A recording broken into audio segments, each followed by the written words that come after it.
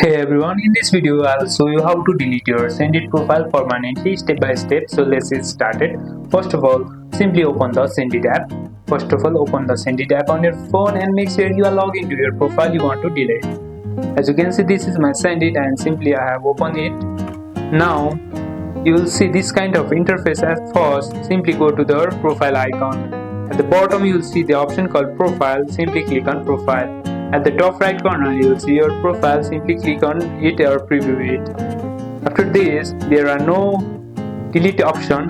Simply hit the gear icon here. You will see many options, but there is no delete option. To delete, simply click on all settings, and here you will simply click on the last option called danger zone. Simply click on it. After clicking here, to log out you can simply log out, but to delete account simply click on delete account. Tap delete account, then confirm your choice. Some user may be asked to explain why they leaving. Once confirm, your profile will be permanently deleted. If you don't see the delete option, try updating the app or contact Sendit support at help@senditapps.com to request manual deletion. And that's how you delete Sendit profile.